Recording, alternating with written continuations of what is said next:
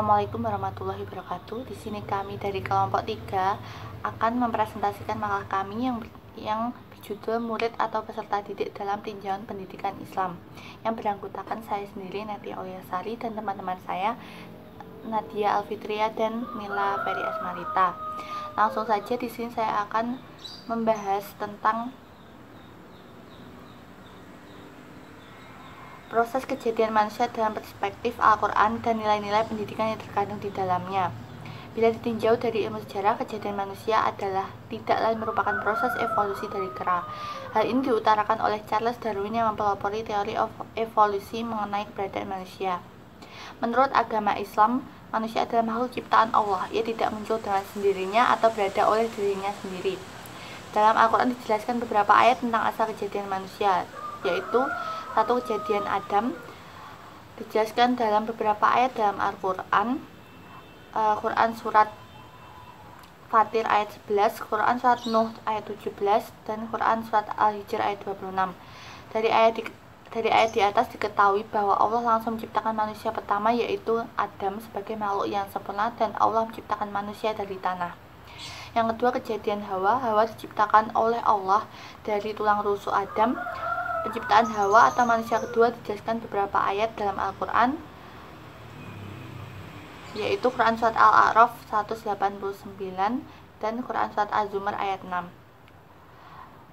Di sini saya mengambil contoh Quran surat Az-Zumar ayat 6, yang artinya Dia menciptakan kamu dari seorang diri, kemudian Dia jadikan daripadanya istrinya, dan Dia menurunkan untuk kamu 8 ekor yang berpasangan dari binatang ternak. Dia menjadikan kamu dalam perut ibumu, kejadian demi kejadian dalam 3 kegelapan. Yang berbuat demikian itu adalah Allah, Tuhan kamu, Tuhan yang punya kerajaan, tidak ada Tuhan selain Dia. Maka bagaimana kamu akan dapat dipalingkan? Maksud daripadanya Allah menciptakan istri menurut jumhur mufassirin ialah dari bagian tubuh atau tulang rusuk Nabi Adam AS berdasarkan hadis riwayat Bukhari dan Muslim. Yang ketiga itu kejadian Isa, diciptakan melalui seorang ibu dengan proses kehamilan tanpa ayah. Diciptakannya Nabi Isa dijelaskan dalam ayat Al-Quran dalam surat Maryam ayat 19-22. Yang keempat yaitu kejadian manusia secara umum. Manusia diciptakan melalui kehamilan secara biologis. Hal ini dijelaskan pada Al-Quran surat Al-Mu'minun ayat 12-14 tentang proses reproduksi manusia lewat rahim ibu. Di samping mengenai proses kejadian manusia itu sendiri, terdapat beberapa nilai pendidikan yang dapat diambil. Yang pertama yaitu manusia diciptakan dari sesuatu yang bernilai rendah atau air mani. Ini tidak lain agar manusia berpikir untuk selalu rendah hati pada sama manusia dan di hadapan Allah Subhanahu wa Ta'ala. Yang kedua, pada Quran surat Al-Alaq yang mengisahkan tentang penciptaan manusia serta tuntutan terhadap dunia pendidikan yang tergambar pada penggunaan kaligrafi, yaitu lafaz Al-Quran pertama kali yang diturunkan pada Nabi Muhammad SAW. Sekian presentasi saya dan akan dilanjutkan oleh teman saya. Baiklah, saya akan melanjutkan presentasi dari materi sebelumnya. Di sini saya akan mempresentasikan tentang konsep fitrah dalam Islam. Kata fitrah memiliki makna membelah atau membuka. Istilah fitrah ini hanya digunakan pada manusia. Fitrah ini sama halnya dengan watak dan sifat, yakni merupakan suatu yang melekat dalam diri manusia dan bukan sesuatu yang diperoleh melalui usaha. Dalam bahasa psikologi, fitrah disebut dengan potensialitas atau disposisi. Jadi fitrah merupakan suatu bawaan yang melekat pada manusia yang dibawa sejak lahir, yang merupakan suatu potensi yang ada pada setiap diri manusia. Adapun dalam Al-Quran, istilah fitrah terdapat dalam surah Al-Rum ayat 30, yang mana ayat ini menjelaskan bahwa fitrah adalah din al-Islam sebagai agama tauhid yang telah Allah ciptakan pada manusia sebagai potensi untuk mengenal Allah. Hal ini ketika fitrah dipandang dalam hubungannya dengan syahadat. Inilah bentuk alami yang dengannya seorang anak tercipta dalam rahim ibunya sehingga ia mampu menerima agama yang baik. Selanjutnya yaitu perspektif Islam terhadap aliran nativisme, empirisme, dan konvergensi.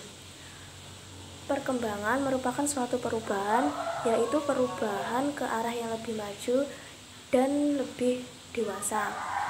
Menurut psikologi barat, perkembangan ini terbagi menjadi 3 aliran, yang mana aliran ini membahas tentang mengenai faktor-faktor yang mempengaruhi perkembangan manusia, yakni ada aliran nativisme, empirisme, dan konvergensi. Yang pertama yaitu aliran nativisme. Tokoh dari aliran nativisme ini adalah Schopenhauer. Ia merupakan filosof dari Jerman yang mana ia berpendapat bahwa perkembangan individu semata-mata ditentukan oleh faktor-faktor yang dibawa sejak lahir. Hal ini ditunjukkan dengan adanya berbagai kemiripan antara orang tua dengan anaknya. Konsep nativisme ini tidak berbeda jauh dengan konsep fitrah dalam Islam. Potensi dasar ini tidak dapat dirubah oleh siapapun atau lingkungan apapun, karena fitrah itu merupakan ciptaan Allah yang tidak akan mengalami perubahan baik isi maupun bentuknya dalam tiap pribadi manusia. Yang selanjutnya yaitu aliran empirisme. Tokoh dari aliran ini adalah John Locke. Aliran ini memiliki pendapat yang berbalikan dari aliran nativisme. Jika aliran nativisme berpendapat bahwa perkembangan manusia itu semata-mata tergantung pada faktor dasar, lain halnya dengan aliran empirisme, yang mana pada aliran empirisme ini berpendapat bahwa perkembangan itu semata-mata tergantung pada faktor lingkungan. Asumsi yang mendasari aliran ini adalah bahwa manusia lahir dalam keadaan netral. Teori ini juga disebut dengan teori tabula rasa. Tabula rasa ini memiliki persamaan dengan konsep fitrah, di mana keduanya sama-sama berarti bersih, namun fitrah berarti bersih dan suci serta ada potensi tauhid, sedangkan tabula rasa berarti bersih saja dan tidak punya potensi tauhid. Yang terakhir yaitu aliran konvergensi. Tokoh dari aliran ini adalah William Stern dan Alfred Adler. Dalam Islam, kepribadian dibentuk dan dikembangkan yaitu ma'rifatullah dan bertakwa kepada Allah. Sedangkan dalam konvergensi yang berdasarkan pada antroposentri, pembentukan dan pengembangan kepribadian diarahkan untuk mencapai kedewasaan dan kesejahteraan hidup di dunia. Aliran konvergensi ini berpendapat bahwa perkembangan manusia dipengaruhi oleh interaksi dan perpaduan antara faktor hereditas dan lingkungan. Menurut aliran ini, hereditas tidak akan berkembang secara wajar apabila tidak diberi rangsangan dari faktor lingkungan. Sebaliknya, rangsangan lingkungan tidak akan membina kepribadian yang ideal tanpa didasari oleh faktor hereditas. Penentuan kepribadian seorang ditentukan oleh kerja yang integral antara faktor internal atau potensi bawaan maupun faktor eksternal atau lingkungan pendidikan. Keduanya berproses tanpa bisa dipisahkan. Mungkin itu yang dapat saya sampaikan. Selanjutnya akan dijelaskan materi pada presentasi berikutnya. Perkenalkan, nama saya Nadia Alfitria. Saya di sini akan melanjutkan presentasi dari teman saya. Saya akan membahas adab dan etika murid dalam mencari ilmu. Adab adalah norma atau aturan mengenai sopan santun yang didasarkan atas aturan agama Islam. Adab murid dalam mencari ilmu yang pertama adalah semata karena Allah Ta'ala dalam menuntut dan menimba ilmu. Yang kedua, harus mengetahui tentang keutamaan dan pentingnya ilmu syara. Yang ketiga, berdoa kepada Allah agar memberi taufik dalam menuntut ilmu. Yang keempat, menghadiri halakoh ilmu semampunya. Yang kelima, beradab dan berbudi dalam menuntut ilmu. Yang keenam, tidak putus asa dalam merendahkan diri. Selanjutnya yaitu etika murid dalam mencari ilmu. Etika adalah ilmu apa yang baik dan apa yang buruk, tentang hak dan kewajiban moral, akhlak, dan nilai mengenai benar dan salah yang dianut suatu golongan masyarakat. Menurut Kiai Haji Muhammad Hashim Asy'ari, etika yang harus dimiliki oleh peserta didik dalam rangka mendapatkan ilmu pengetahuan yaitu yang pertama, peserta didik agar membersihkan hati dari setiap bujukan, kotoran hati, iri dengki, keyakinan dan pandangan yang buruk dan akhlak tercela. Yang kedua, peserta didik harus memperbaiki niat dalam menuntut ilmu. Yang ketiga, peserta didik harus semangat, antusias, dan sungguh-sungguh dalam mencari ilmu ketika masih muda dan dalam waktu selama masih hidup. Yang keempat, peserta didik agar mempunyai sifat qanaah.